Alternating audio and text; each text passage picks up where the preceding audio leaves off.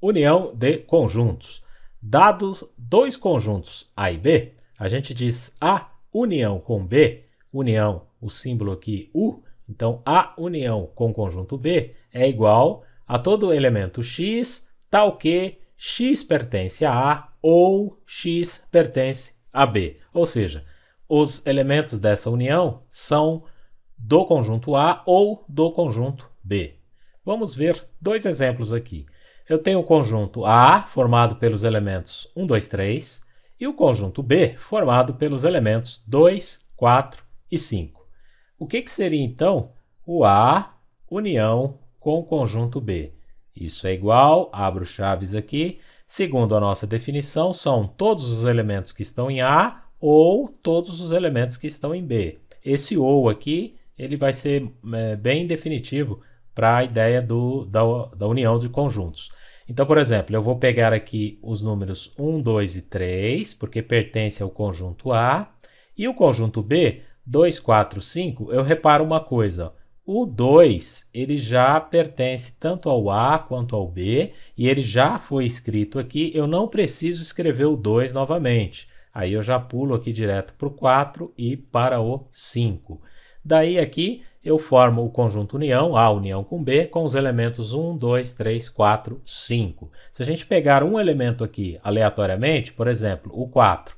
O 4 ele pertence ao A? Não, mas ele pertence ao B. Daí essa ideia de ou aqui, ó. Ou ele está no A ou ele está no B. E os elementos que são comuns aos conjuntos, a gente representa uma vez só. No caso aqui seria o número 2, a gente escreve uma vez só e ele já é um elemento da união. Vamos ver nosso outro exemplo, o conjunto F, formado pelos números 1, 2, 3, 4 e o conjunto C, formado pelo número -1, 0 e 7. O que seria o F união com o conjunto C?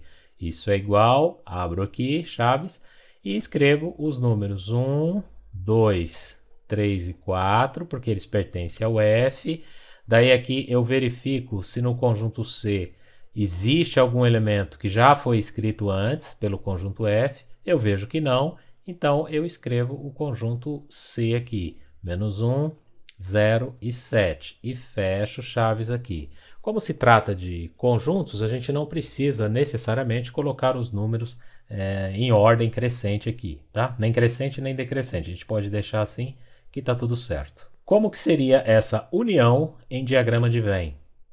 Então, por exemplo, eu tenho aqui a representação dos conjuntos A e B. A união, pela definição, a gente tem elementos que pertencem a A ou B. A união seria a gente pintar aqui toda essa região. Tá? A gente faz essa representação teórica aqui, tá? Da união. Aqui eu tenho A, união B. Quando os conjuntos possuem alguma intersecção, essa união, veja bem, ela não precisa ser repetida duas vezes, como a gente falou. Então a gente pinta toda essa região como uma representação da união. Aqui eu tenho o conjunto B e o conjunto A. Aqui o nosso A está contido em B. E quando eu faço a operação A união com B, a gente repara que dá como resposta o próprio B. Porque se eu for pintar aqui, eu vou pintar toda essa região. E toda essa região equivale ao conjunto B. Quando o A está contido em B, significa que elementos do A pertencem ao A e pertencem ao B ao mesmo tempo, que é, no caso, este elemento aqui, ele está no A e está no B ao mesmo tempo e a gente não repete duas vezes, tá? Então, A união B, neste caso, é o próprio B, porque o A está contido em B.